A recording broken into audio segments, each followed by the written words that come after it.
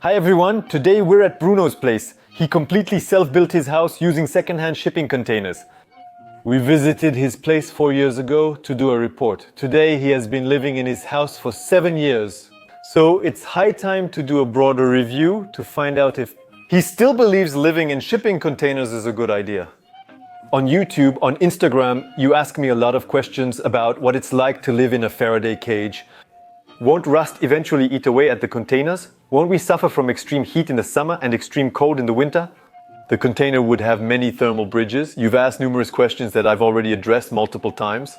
But now it's high time to ask the question to someone who has lived in a container house much longer than I have. So let's go.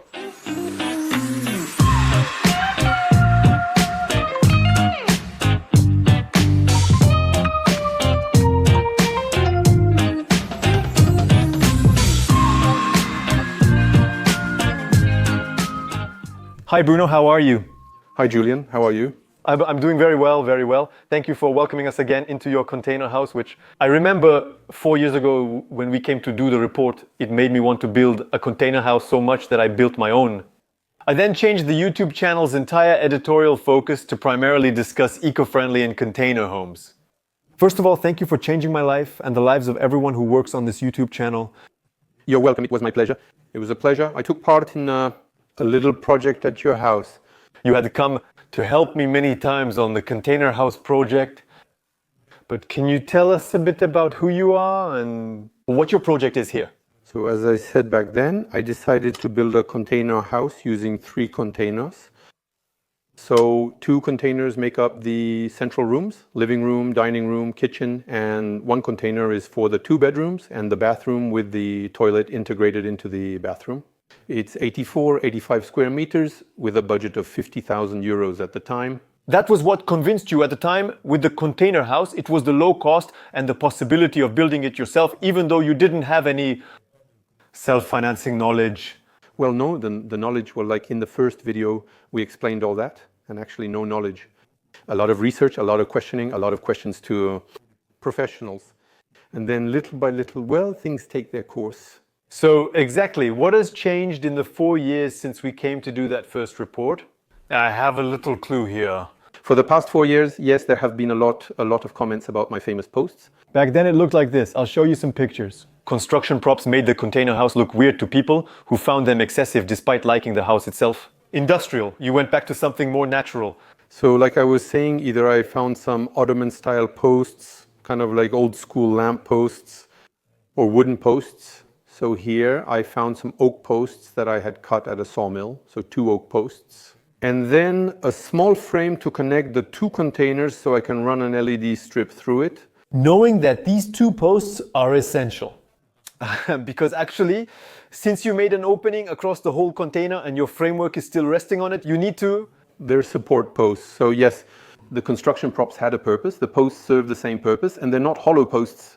They're solid. It's solid oak that's been treated with a colorless product and it does the job. Okay, in this video, we're going to see all the changes you made in this house, but also everything that stayed, all the good ideas you had. Our goal is to get feedback from your experience. Also, if you'd like us to look at your recently changed heating system, we can do that too. The heating system.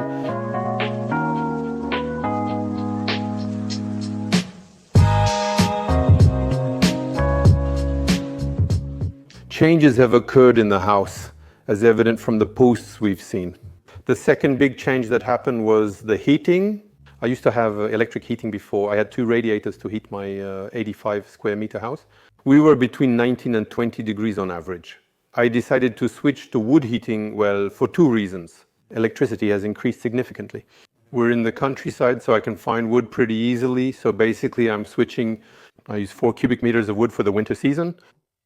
It's about 50 euros per cubic meter on average. So for 200 euros, I get through the winter. And still, this wood stove is really, really big for a small house of 84 square meters.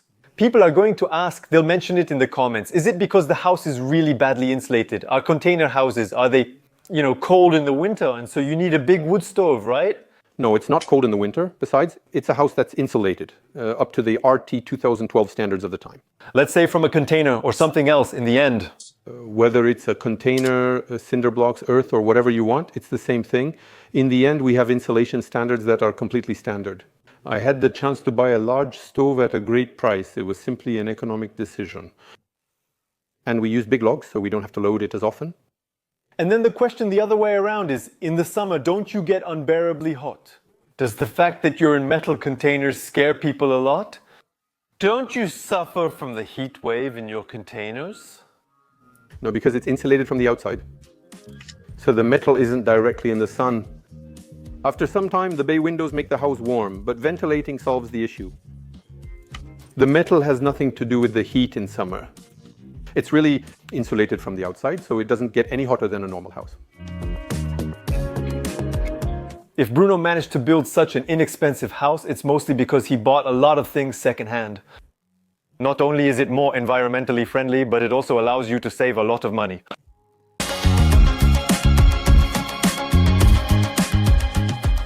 And on Instagram, I asked people to send me questions for you.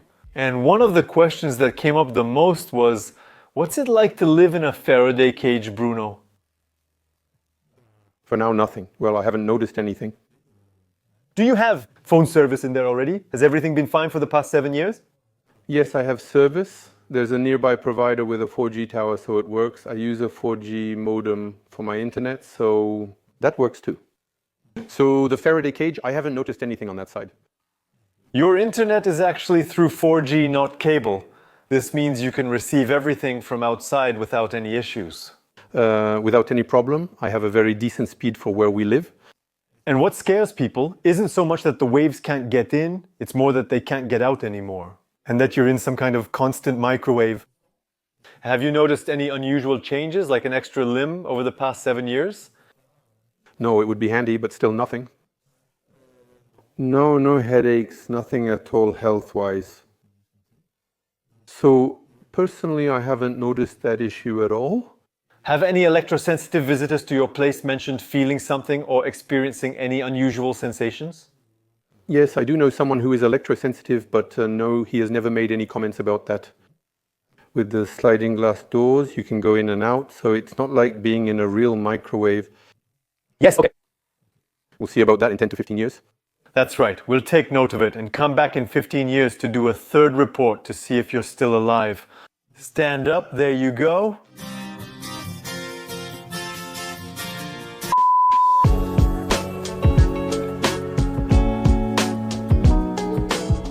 Just like in my house, you also decided to keep the container's metal sheets visible on your walls. Do you still think it's a good idea? Yes, I think it's a very good idea for me. I really like this practical industrial look since the radiator is magnetic, the board is magnetic. So you can remove things as you like without leaving any holes in the wall or anything like that. And so, haven't you noticed anything on your walls over time? But maybe some rust, some corrosion, things like that? Not in the main room here, no. Maybe in the bathroom, we'll check. There might be a tiny spot of rust. But actually, it's corten steel, so it's naturally going to develop a patina, which will protect it. And otherwise, no, not here. Developing a patina, what does that mean? It's rust. It can't eat through the steel. It just stays on top. It forms a protective layer. Here are the containers when they were brought in. Actually, it formed a kind of crust to protect the steel underneath. Quite simply. Yes, so actually, from a structural point of view, you'll never really have a problem with the container. It's unlikely to disintegrate or rust away. Maybe, but we won't be around anymore by then, I think. I don't think we'll have that problem with shipping containers, since those containers are already designed to go on the water at sea. So here, they're protected, they're insulated, they're heated, and so we won't have any structural problems. By the way, in wooden houses, you often see that when you get to the door frames, the house shifts, and after a while, you can't close the doors anymore. And all that, is it the same here? Does the container shift, expand, and cause problems with closing the doors, the sliding glass doors, or anything else? Well, sometimes you hear noises, but not any loud creaking. It's just settling in. It's like in an old house where you have creaks in the stairs, on the floors, or something like that. But the doors and windows, There's no problem on that side. It's the furniture, like the backsplash attached to the container, that makes noise, not the container itself.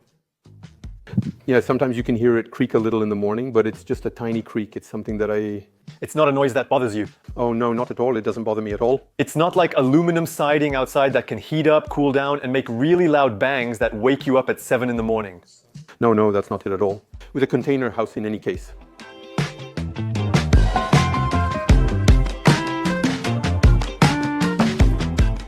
One of the big problems people often have in their homes is humidity issues. And here we're still in a sealed box. During these 7 years you've lived here, have you noticed at certain times in the kitchen or in the bathroom dew points, condensation, moisture on the walls? No, not more than a regular bathroom, since it is always a bit more humid. But there's the thermodynamic hygrometric water heater. So actually it regulates itself based on the humidity it detects. You have the ventilation system that's connected to the water heater, right? The ventilation system is connected to the water heater, and actually it allows you to drain the humidity or stabilize the humidity in the house. Quite simply. So you feel like you don't have any problem with mold or anything else that might have appeared due to a rather unusual single flow ventilation system connected to the water heater? No, there isn't any mold. Actually, no persistent mold. There might be just a little bit sometimes in the bathroom, maybe around the window. Just the very beginning of, how should I say, some dirt, a quick wipe with a sponge, and it doesn't last at all. It doesn't get into the drywall, unlike in a standard house. And also in winter, with the wood heating, it dries out the house even more. Yeah, you have that too. That comes into play. And you chose standard dry shipping containers, not high cubes. They're 2.4 meters under the ceiling instead of 2.7 meters. With the floor insulation, about 2.3 meters remain. Don't you feel like the ceiling is low? Don't you think you should have gone with high cube containers? It would have been more comfortable. For what I use it for, no. Because with iCubes you can run all the electrical wiring, all the lighting, everything that is ventilation, also in the ceilings. Whereas I didn't have that need or that issue at all. And now I think the standard has changed. You have to have at least 2 meters 20 in a house for renting. Yes, that's right. And if you want to rent an apartment or a house, you need 2 meters 20 under the ceiling. You have 2 meters 30, so we're still in the luxury range. We're still there, that's it. The old standards were 2.5 M, now it's 2.2 M, so I'm at 2.3 M. We're good, just right in between the two. And are you still satisfied with it? 3 containers, 84 square meters. Have you thought about adding an extension with a shipping container? Often people say to themselves, a container is great, it's modular. I could always add another container later if I want to add a room or make it bigger. Did you plan for that? Well, not me, because I don't need it. But yes, we can do it. We put down a container, make an opening, and we've easily added an extension to the house. There are a lot of extensions now on classic and standard houses made of cinder blocks or concrete that have an extension made from a shipping container. And if you had to reorganize your house differently? If you had to rebuild it, would you change things a bit? Like, I don't know, the insulation between your bedrooms and your living room, for example? There are a lot of people who want a day area and a night area. Is that something that if you had to do it again, you would do differently? Well, yes, when you have kids, when you have a couple's life with a night area and a day area, it's definitely nicer. I don't have that need either. So it doesn't bother me, the layout doesn't bother me. But if you have kids, it's true that with an extra partition to separate the bedrooms from the living area, yes, it would be more interesting. Afterwards, you have to consider your needs and what you want. And don't you get the feeling that with the corrugated metal walls, it echoes? When you invite friends over, it quickly gets noisy. It depends on the time of evening. But no, after that, like I said, I don't have any young children or kids at home. So the advantage is that we're not bothering anyone. But don't you feel like it echoes more than a regular house, or? Oh no, because the sheets are corrugated, so it cuts the sound. Yeah, but don't you feel like you're living in a fake house with disadvantages for? If it's a fake house, it's a container house, it'll never be a real house. Right, but you don't have that feeling of saying, back then it was solid, it was real. It feels more like a mobile home, but I still like it as it feels like a solid house. So a mobile home would bother me more, it's much lighter. It's not as strong or as durable a structure over time. You shouldn't compare a container house to a mobile home. It's completely different. And then if you really want to insulate the living area and the sleeping area, you use the appropriate materials. Soundproof drywall style. You add insulation with materials in addition to the soundproof drywall to further insulate the sound. And you get very good results in terms of soundproofing. Shall we take a look at your exterior? Let's see what it looks like.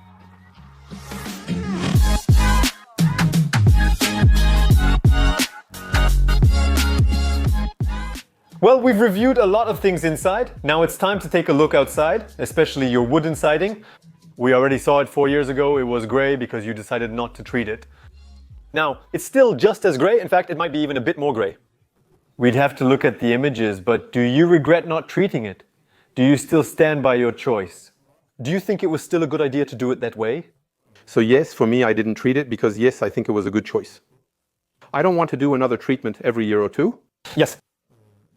Since it's Douglas fir, which is normally rot-resistant wood, I need to check to avoid getting in trouble.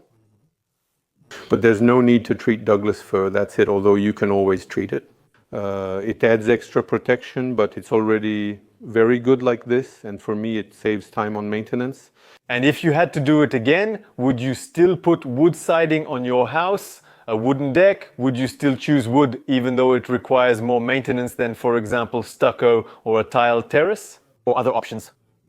I think wood is nicer. Most importantly, the wood cladding provides additional insulation on top of the polyurethane and air curtain with its 2 centimeter thickness. So it always provides extra insulation, whereas plaster isn't insulating, except for certain types of plaster. Okay, it's a bit windy, it's cold, let's go back inside. I think we're going to go back inside quickly now. Let's do the conclusion.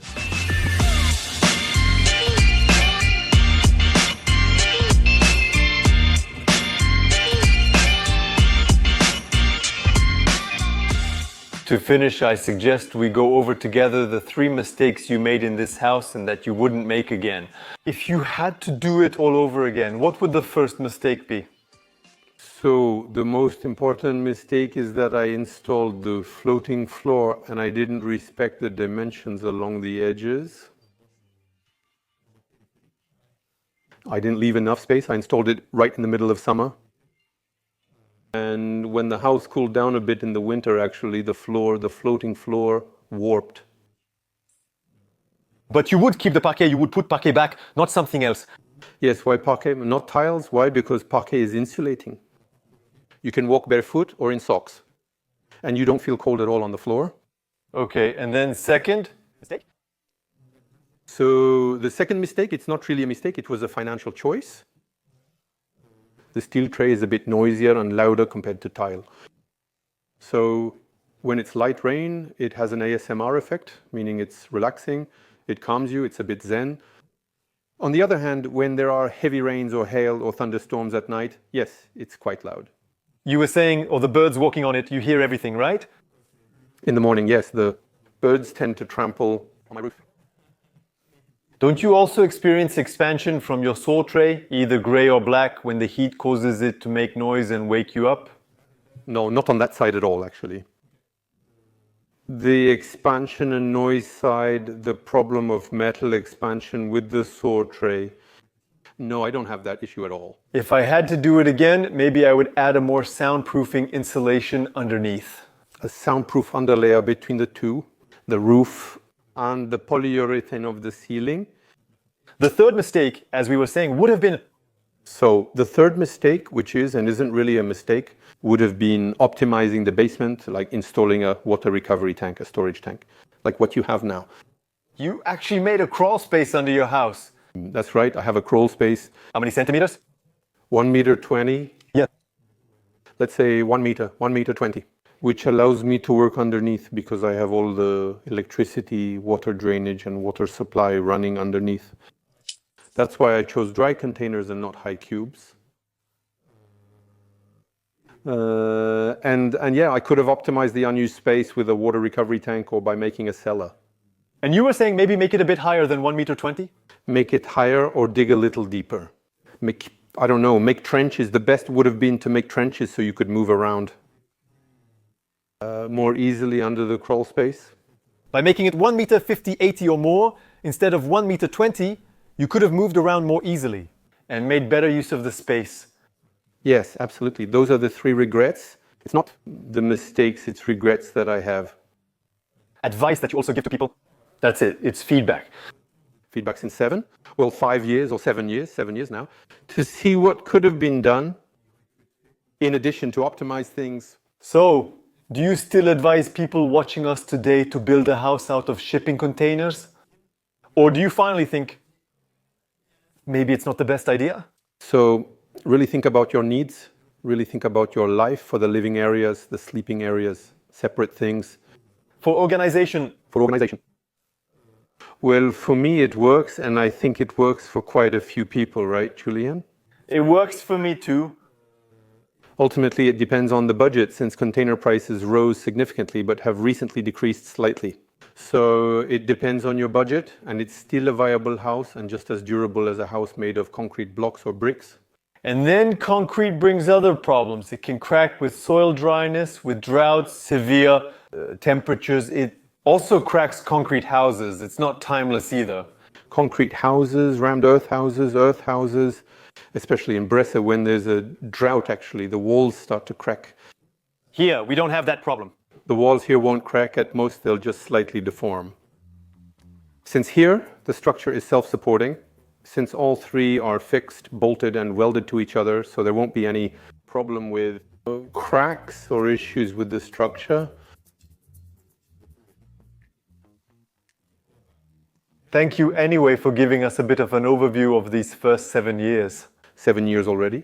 As we said, we'll come back in 7 or 8 years when it will be 15 or 20 years to get an even more in-depth overview. I think that it won't change much. It's already been 7 years. If there were any issues, they would have already shown up.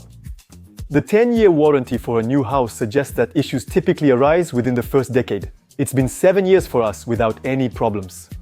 There's a good chance that none will show up later on. Afterwards, we'll see. We'll give feedback on all of this. Thank you for having us. See you soon in reports about container houses, eco-friendly homes and other topics. Subscribe to possibly see Bruno again on the channel. Thank you. Goodbye.